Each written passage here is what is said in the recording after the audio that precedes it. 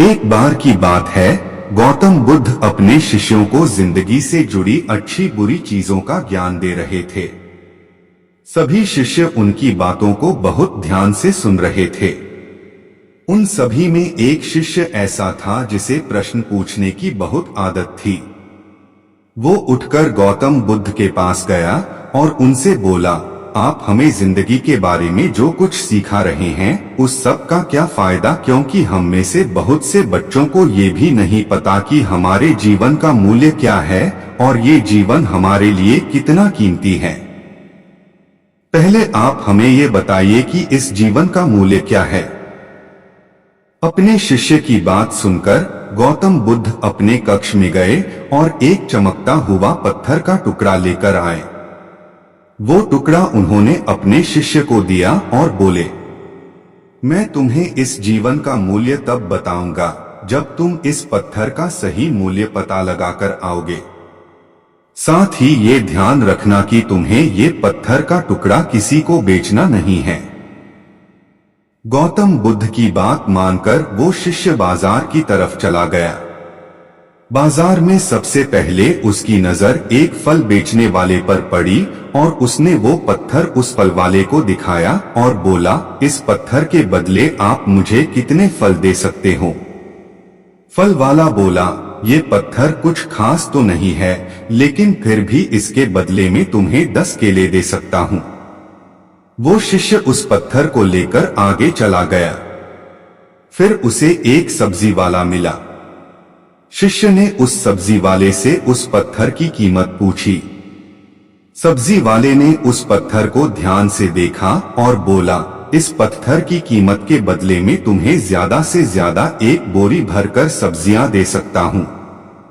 इसके बाद वो शिष्य उस पत्थर को लेकर एक सोने के व्यापारी के पास गया। उस पत्थर की टुकड़े की चमक देखते ही उस सुनार ने उसकी कीमत 100 सोने के सिक्के लगाए। शिष्य ने वो टुकड़ा बेचने से मना किया तो वो सुनार उसके बदले 200 सोने के सिक्के देने को भी राजी हो गया। लेकिन शिष्य ने वो पत्थर नहीं बेचा।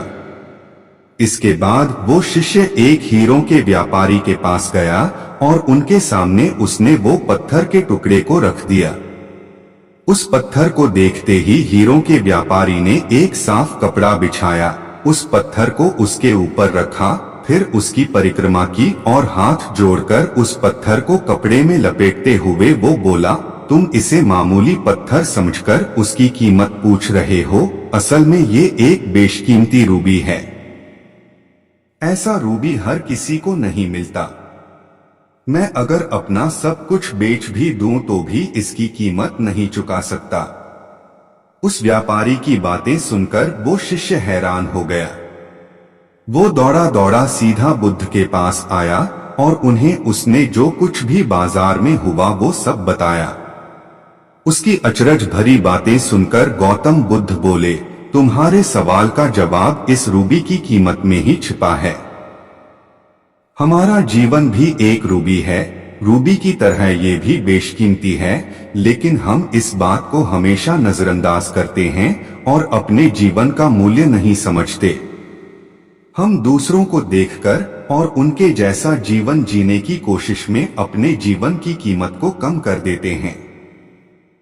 हम ये सोचते हैं कि हमारी जिंदगी की कीमत वही है जो दूसरे हमें बताते हैं, लेकिन ये बात हमेशा ध्यान रखना कि सामने वाला अपनी हैसियत, बुद्धि और अपनी समझ के हिसाब से तुम्हारी कीमत लगाता है। जिंदगी सिर्फ एक बार मिलती है, इसलिए इसको बर्बाद ना करें। अपनी जिंदगी को उतना ही कीमती समझें जितना कीमती आप अपने बैंक में रखे रुपयों को समझते हैं। आज के समय में लोग अपनी जिंदगी से ज्यादा कीमती प्यार, पैसों और दिखावे से भरी चीजों को समझते हैं। प्यार के चक्कर में लोग सुसाइड कर लेते हैं। पैसों के चक्कर में ऐसा काम करने लग जाते हैं जिससे उनकी जिंदगी बर्बाद हो जाती है। नाम कमाने के चक्कर में उल्टे सीधे काम करने लग जाते हैं। हमेशा याद रखें कि दिखावा करना जरूरी नहीं है। प्यार दोबारा मिल सकता है, पैसा फिर कमाया जा सकता है, लेकिन जिंदगी को फिर से पाया नहीं जा सकता। इसलिए अपनी इस बेशकीमती जिंदगी को अच्छे से जिए, हर पल का आनंद लें। कभी ये ना सोचें कि आप इस दुनिया में किसी काम के नहीं है, ना कभी ये सोचें कि आपकी जिंदगी व्यर्थ है। आपके होने या ना होने से कुछ फर्क नहीं पड़ता। जब भी ऐसे नेगेटिव विचार आपके मन में आए तो खुद को बस ये याद दिलाएं कि जीवन एक रूबी है और ये बेशकीमती है।